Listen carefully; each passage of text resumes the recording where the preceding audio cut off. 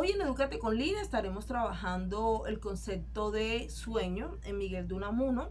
Lo primero que debemos decir es que, bueno, Miguel de Unamuno es un gran conocedor de la filosofía de la ilustración alemana, gran conocedor de Kant, gran conocedor de Nietzsche, de Hegel, de Schopenhauer, incluso de Marx. Y dentro de su visión de los sueños, lo primero que debemos agregar es esa importancia que le da al concepto de ficción, que es vista como una capacidad imaginativa. En una de sus obras más importantes, que es Niebla, es una obra literaria, vemos cómo el autor utiliza el concepto de sueño más que como un recurso literario, lo utiliza como, digamos, ese elemento secreto donde va a revelar el secreto de la existencia del ser humano. Vemos cómo en este texto el autor hace un viaje a la conciencia del personaje, ¿cierto? A la conciencia del ser humano, y comienza a reflexionar sobre su personalidad, comienza a reflexionar sobre el sentido de la existencia. Entonces vemos cómo utiliza aquí el concepto de niebla como una imagen visual, ¿cierto? Que va a estar asociada a esa etapa del sueño. El autor, vemos claramente, busca, digamos, a través de esa reflexión dentro del personaje, encontrar lo que es el papel auténtico de la vida del hombre, ¿cierto? Lo que es el sentido, pues, por la existencia. Es un autor que dentro del el texto muestra, pues, una gran desconfianza hacia la razón, y pretende subordinar esa razón a la vida misma. Vemos también dentro de su discurso un gran límite de la propia libertad del ser humano, ¿cierto? Nosotros como seres humanos somos incapaces de interpretar la vida misma, ¿cierto? Y por lo tanto es allí cuando plantea que todo lo vital es totalmente irracional.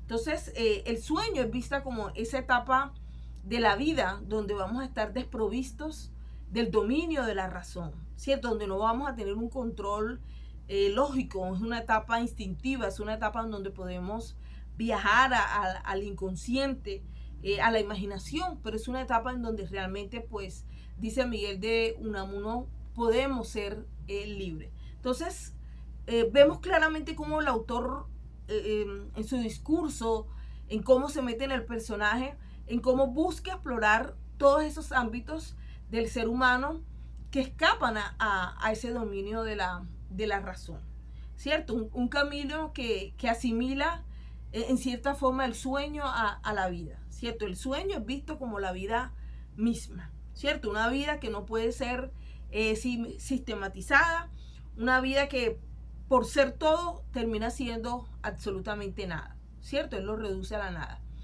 En ese sentido, o en ese orden de ideas, la razón vendría siendo enemiga de la vida, ¿sí? Para él la vida es soñar, e inversamente, soñar es vivir.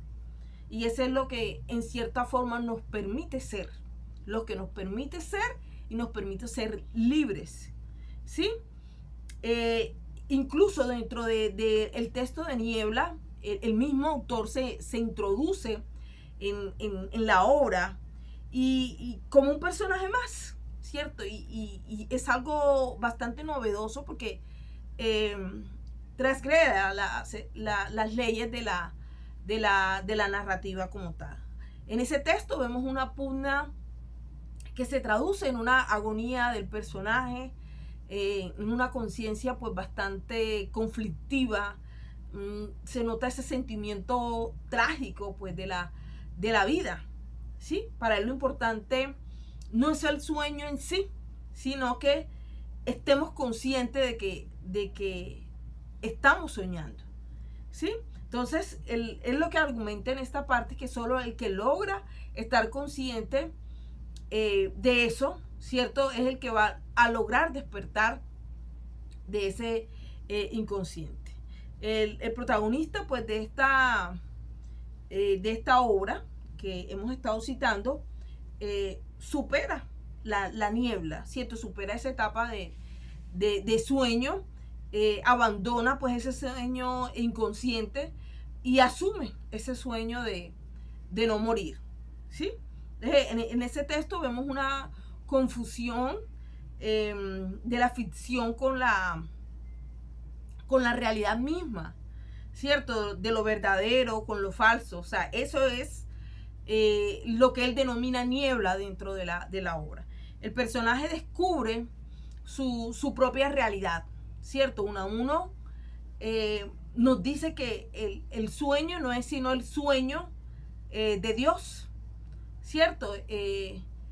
Un sueño que desaparecerá cuando esa conciencia universal, que Dios deje de soñar, ¿cierto? El creador, que Dios, las criaturas, incluso el lector que lo introduce dentro de su narrativa, resultan entrelazados en un mismo plano, en un mismo nivel, ¿sí? Entonces, fíjense, digamos, esta es una de las características, digamos, más novedosas de esta obra. El autor termina concluyendo de que el autor, de que los personajes no tienen un sueño individual, no tienen un sueño único, ¿cierto? Sino que están viviendo un sueño ajeno, están viviendo un sueño colectivo. Muchas gracias.